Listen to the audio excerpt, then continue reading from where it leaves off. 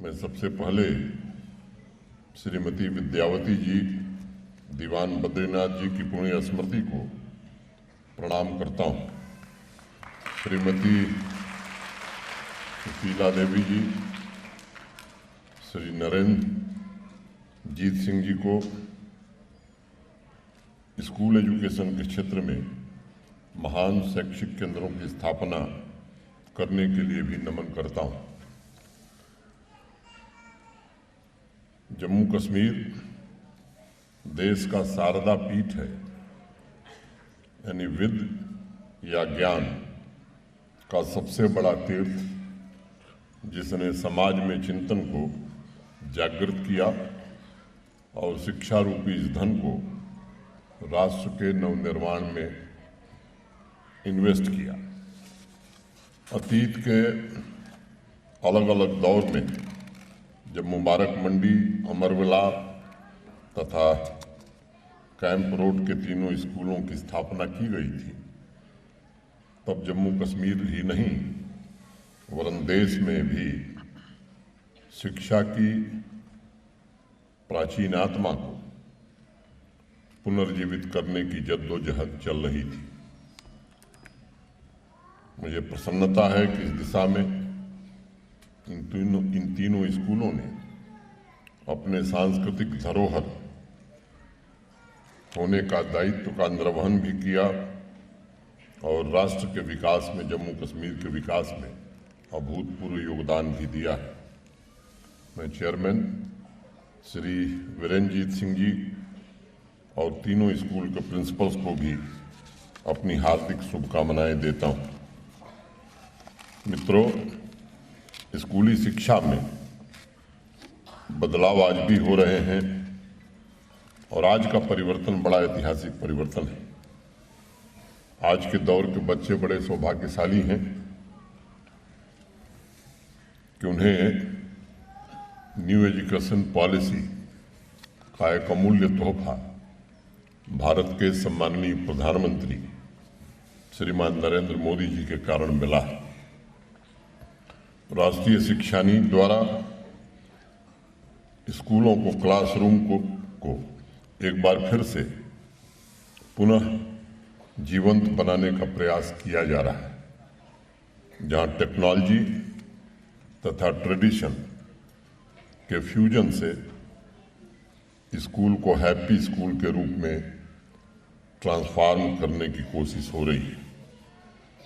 आपको जानकर आश्चर्य होगा कि हार्वर्ड एडल्ट डेवलपमेंट स्टडी पूरे विश्व का सबसे लंबे समय तक का चलने वाला एक शोध है, रिसर्च है।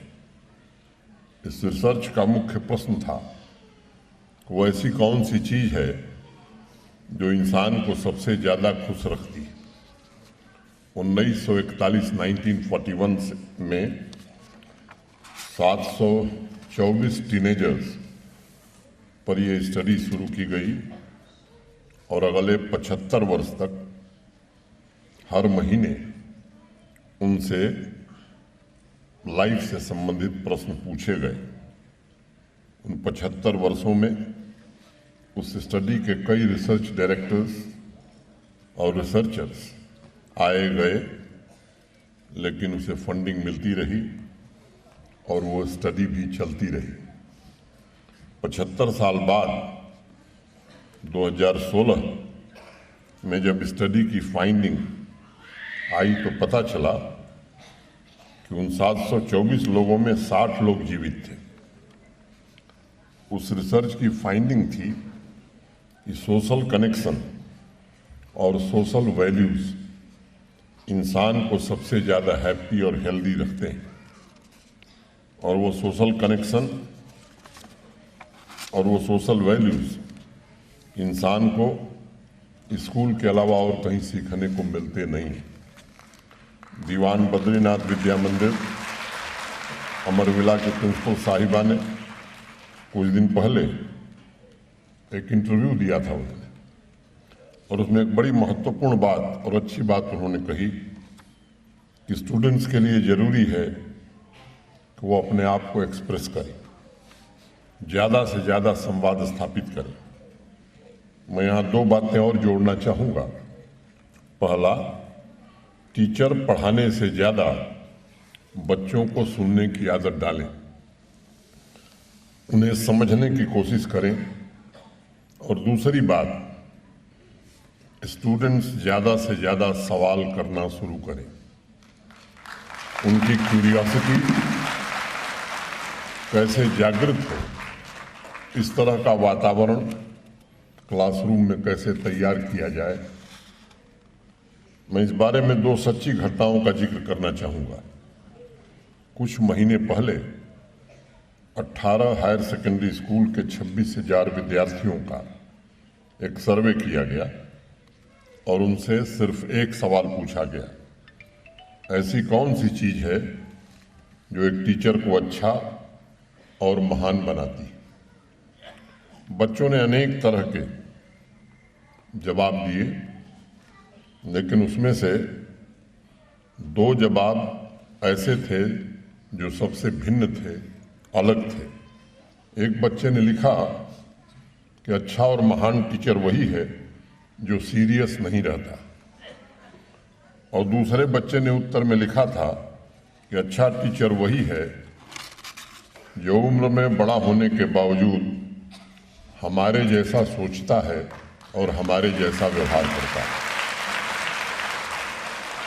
इस सर्वे का निष्कर्ष निकाला गया कि स्टूडेंट्स ऐसे टीचर को ज़्यादा पसंद करते हैं जो उन्हें समझे और वन साइडेड पढ़ाई की जगह उनको अपने साथ इंगेज करे।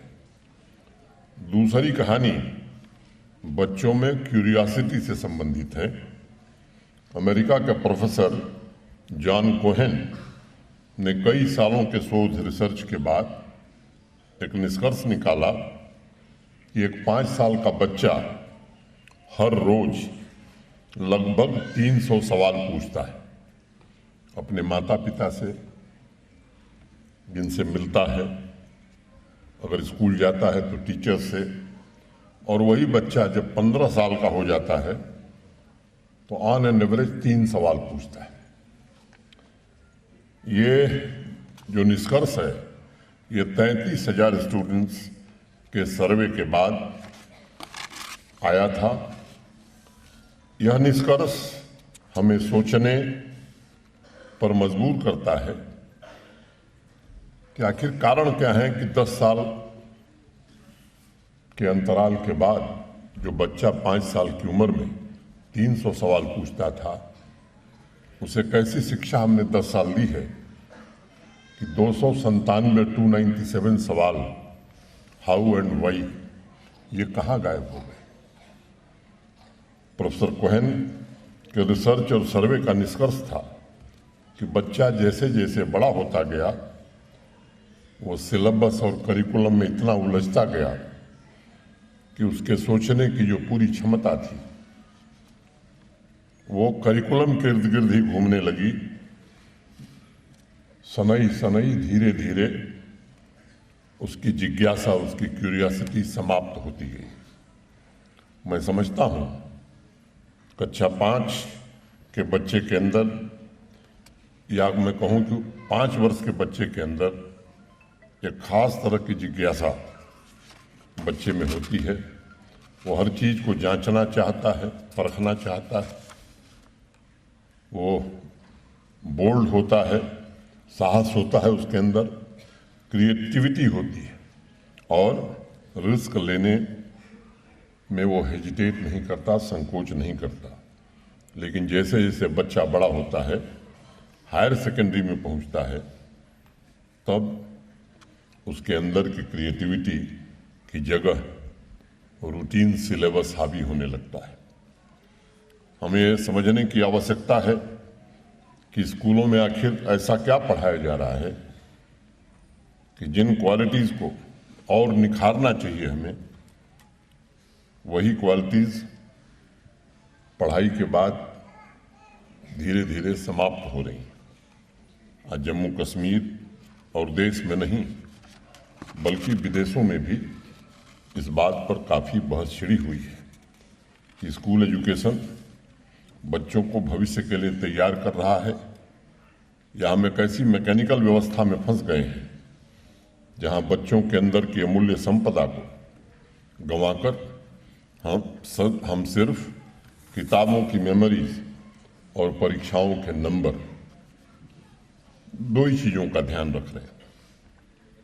कबीरदास ने एक दोहा लिखा था, एक अचंभा देख रे भाई, जल की मछली तरवर भ्याई। यानी आज मैंने एक आश्चर्य देखा कि जल की मछली पेड़ पर चढ़ गई।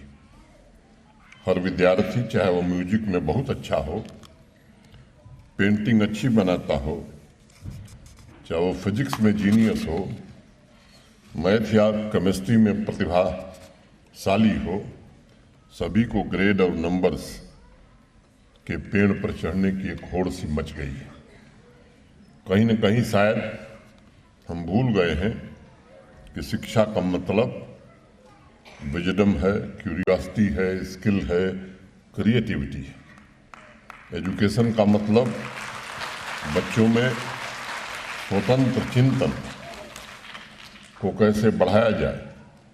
इंडिपेंडेंट थिंकिंग मैं समझता हूं कि इंडिविजुअल ग्रोथ के लिए सबसे ज़्यादा आवश्यक है और विद्यार्थी की अद्वितीय प्रतिभा को निखारने और निखरने का अवसर वही प्रदान करती है। हमें ये कदापि नहीं भूलना चाहिए कि क्लासरूम में बच्चे नहीं हैं, बल्कि बच्चे हमारे भविष्य हैं। क्लासरूम में केवल बच्चे नहीं, बल्कि हमारा देश का, हमारे जम्मू कश्मीर का भविष्य का साइंटिस्ट है, थिंकर है, इनोवेटर है, डॉक्टर है, म्यूजिशियन है। और उन्हें सिर्फ नॉलेज नहीं, बल्कि भविष्य के पथ पर आगे बढ़ने के लिए कोलैबोरेटर्स, मेंटर्स की जरूरत है। मुझे अत्यंत प्रसन्नता है कि मॉडर्न टेक्नोलॉजी और ट्रेडिशन के मेल जोल के द्वारा इस ट्रस्ट के तीनों स्कूलों ने पारंपरिक मूल्य, संस्कृति, मातृभाषा, लोकल स्किल्स और स्वतंत्र विचारों को तरजीह देने की कोशिश की है, क्लासरूम में भी, फील्ड वर्क में भी। और फिर से इनोवेशन, क्रिएटिविटी, फ्लेक्सिबिलिटी, एक्सपेरिमेंट को प्रमोट करने के लिए प्रशंसनीय कार्य किया है। मुझे बताया गया है कि इन स्कूलों में पीयर एजुकेशन तथा स्टूडेंट्स को यूथ पॉलिसी डायलॉग में शामिल होने का भी अवसर प्रदान किया जा रहा है। उन्हें ग्रास रूट की चुनौतियों के समाधान के लिए ट्रेनिंग भी दी जा रही है। हायर सेकेंडरी स्कूल के ट्रांजिशन फेज के लिए एक महत्वपूर्ण कदम है। आज़ादी के इस अमृत कालखंड में माननीय प्रधानमंत्री जी के मार्गदर्शन में हमें एक अवसर मिला है, जब हम स्कूलों से सिर्फ डिग्री और कंपटीशन की चार दीवारी में नहीं, बल्कि क्यूरियोसिटी और कोलैबोरेशन का केंद्र इन स्कूलों को बना सकते हैं। हम क्लासरूम को सिर्फ स्मार्ट रूम नहीं, स्मार्ट क्लास नहीं, बल्कि हैप्पी और वाइब्रेंट क्लास बना सकते हैं और स्टूडेंट्स को और अधिक इंगेज कर, इन्वॉल्व कर अपने सब्जेक्ट्स को समझना शुरू करें। इसके साथ साथ चुनौतियों को भी समझना प्रारंभ करें। ये तभी संभव है जब एजुकेशन सिस्टम, टीचर्स, स्टूडेंट्स तीनों सिलेबस के बने बनाए सांचे से बाहर निकले, मुक्त हों, रियल वर्ल्ड की जरूरतों और जिज्ञासाओं वाली व्यवस्था का निर्माण करें। अभी हाल ही में एक सर्वे हुआ था जिसमें एक सवाल पूछा गया कि एक टीचर का मूल काम क्या है। 85% टीचर्स ने जवाब दिया था एक टीचर का काम पढ़ाना है और 15% टीचर्स ने जवाब दिया कि टीचर का काम सीखना है और जो सीखा है उसे स्टूडेंट्स को बांटना है। जब टीचर बच्चों की तरह हर रोज सीखता है और वो स्टूडेंट्स को रियल वर्ल्ड के लिए तैयार करने लायक बन जाता है।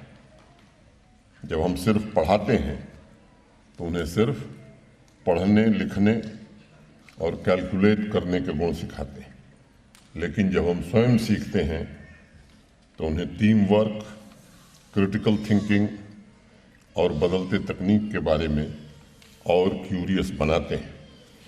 Curiosity, critical thinking, adaptability, effective communication, team work, collaboration, ये 6 ऐसे स्किल्स हैं जो विद्यार्थी को प्रोडक्टिव, सक्सेसफुल और भविष्य के बेहतर प्रोफेशनल बनाने में मदद करते हैं। मुझे विश्वास है कि इस ट्रस्ट के तीनों स्कूलों की तरह यूटी के अन्य संस्थान, समाज के प्रबुद्ध लोग, एजुकेशन से प्रत्यक्ष एवं अप्रत्यक्ष रूप से जुड़े संगठन मिलकर इसमें अगर अपना योगदान करेंगे तो आज़ादी के अमृत महोत्सव में भारतवर्ष का एजुकेशन सिस्टम निश्चित रूप से नई ऊंचाइयों पर पहुंचेगा, उन लक्ष्यों को प्राप्त कर सकेगा। मैं एक बार पुनः जम्मू कश्मीर के एजुकेशन सेक्टर में अप्रतिम योगदान के लिए देवनानी विद्यावती बद्रीनाथ एजुकेशनल ट्रस्ट श्री बीरेन्द्र सिंह जी को बहुत बहुत बधाई देता हूं। सभी टीचर्स, स्टूडेंट्स एवं प्रिंसिपल्स को शुभकामनाएं देता हूं।